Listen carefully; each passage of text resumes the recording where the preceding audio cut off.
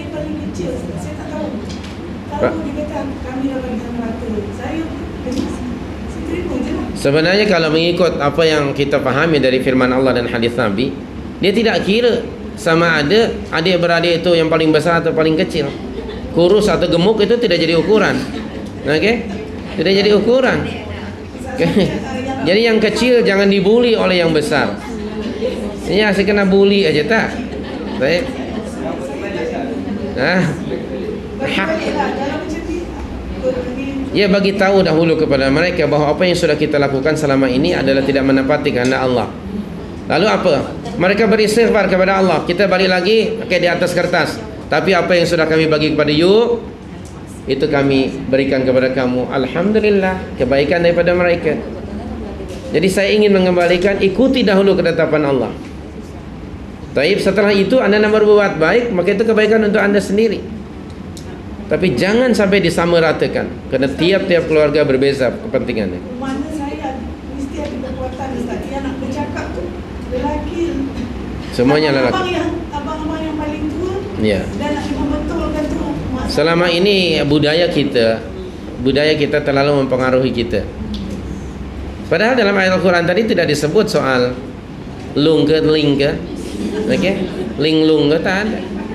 Yang penting apa yang disebut oleh Allah, masing-masing anak ada bahagiannya yang ditetapkan oleh Allah, dan di situ mesti sama rata, berdiri sama apa?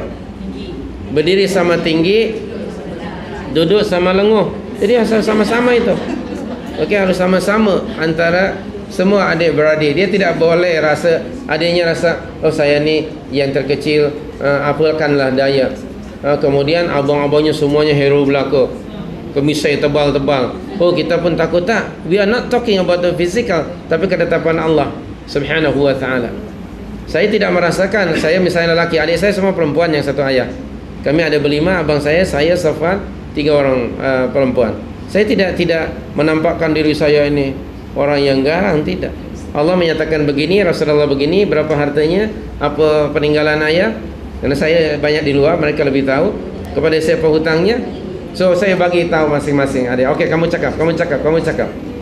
Jadi masing-masing mereka punya hak, karena masing-masing anak punya hak yang sama. Hanya pembahagian yang ditetapkan oleh Allah yang berbeza. Semuanya alhamdulillah. Misalnya contoh bagi saya lah, tidak ada masalah sekarang. Alhamdulillah, kerana mereka semuanya faham tentang ketetapan Allah ini. Kami tidak bergaduh apa-apa. Dan apabila hak saya umpamanya, saya telefon isteri saya di sini, saya bagi pada dia, okay, bahawa saya dapat warisan dari ayah saya 30 juta. Terbeliak isteri saya sampai sakit. Betul kok, Masya Allah bertuahnya suami aku.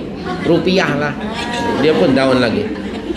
Lalu saya kata saya akan bagi kepada adik saya si fulaniah. Isteri saya kata, tafadhal, silahkan, mereka sebab lebih memerlukan daripada kita. Fa nahmadallah.